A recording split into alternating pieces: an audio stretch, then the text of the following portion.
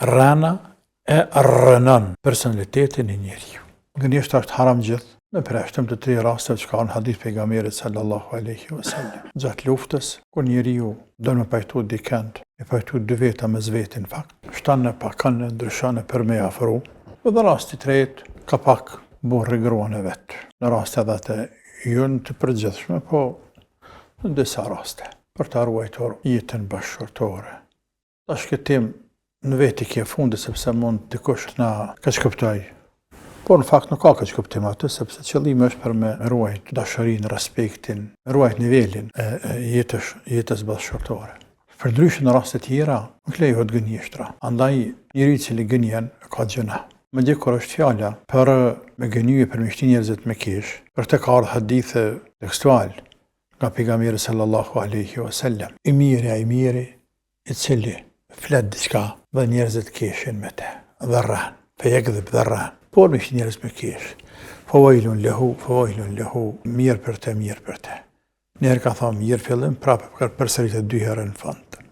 Që hadithën e transmeton Imam Ahmedi, Abu Dawudi, Nesai dhe të tjerë, dhe Albani e bën hadithën e fortë dhe ulemat të tjerë. Pra nëse njeriu qëllimisht gënjen vetëm sa për me marrë, me tërhiq vëmendjen, futet në këtë kërcënim të hadithit. Përpos nëse ka mendu, ka fol diçka të mendu që është qashtu, ose ka harruar dhe habit, inshallah nuk ka këtë kërcënim, apo nuk e përfshin këtë kërcënim, krejt kjo, nga kujdesi i madh i Islamit që njeriut personalitetit të tij të ja ruaj seriozitetin, të dominoj të karobi serioziteti, sinceriteti. Njeriu mund të jetë nervoz, mund të ngutet, e që është e nënçmuar, por pse të rrej? Tek nervoza për shembull, thotë çka ka me bë pa dalë pe kontrollës. Nuk po du pa dalë pe kontrollës. Ama nuk po du këtë gjendje. Dhe kur ti kalon pastaj, kthehet dhe pendohet prapë, thotë koku për mua. Po më kap nga një herë nga një nervoz, Allahu na ruajt, dhe pe di që nuk po sillna mirë. Sikur se mos mund me frenu vetveten. E në rran më në frenu vetveten. Tash mos më thotë mua dikush, po në rast të emergjente, e thamë ata. Në rast të lufte, në rast të kërcënimi, që të futet ajo. Në rast të kërcënimi, në rast të ku të rrezikohet jeta, në rast të letat me cilë, kërkush nuk po thotë për te. Kur je me armiqë, kur je me dëshmane, por në raste normale, në kushte normal, jetën e përditshme, robi nuk bën me rrejt. Tash të dalin disa nën pyetje, mos ta bëjmë temë. E po mirë, unë s'po du mi kallëzon njeri drejt, që me bo? Sahi, dhe dalim pozit pa lakmushë. Për shembull, më thjerë dikush telefon, dhe qënë telefonin të jasë, dhe të vetë ku je. Po mërë s'po du mi kallëzu ku je. Kush shtaj që më vetë më ku je. Më vetë më baba nana ku je, o këridës mi kallëzu. Por më vetë më ku di unë kosh, që teke që ashtu ku je, s'po du mi kallëzu. Se vetë që vjen të unë ku jam atje ndoshta. Onë, du ta kem një privatësi.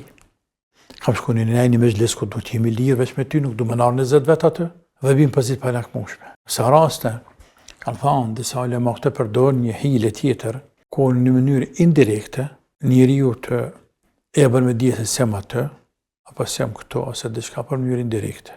Nërsa, me gra kështu shqip, shkurt, e më rajt njeriu, kjo është shumë e nënçmuar në Islam.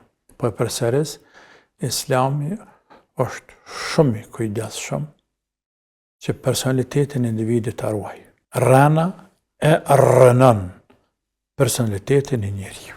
S'ka shans, harroj deri në kiamet, që një njeri i cili është i njohur me gënjeshtra, me rran, të jetë njeri i besueshëm, të jetë njeri me dinjitet, i çmuar, i vlerësuar, i ngritur tek të tjerë. Ata mund t'ia shtrojnë të pinë kuqe, po shkak nevojës që kanë ose pozitës, për zemrat e tyre u rrethin kjo rrancë. Në anën tjetër, ai mund të jetë pasi ditë shkollë, mund të ketë flokë të plehërosura, tisha të shkyra, të harnuara. Ama nifet në shoqërinë me letën popull, ose në qatë rrethin ku jeton, që kë njeri veç hakun e flokë, dhe njerëz të çmojnë. Kjo është shumë e rëndësishme.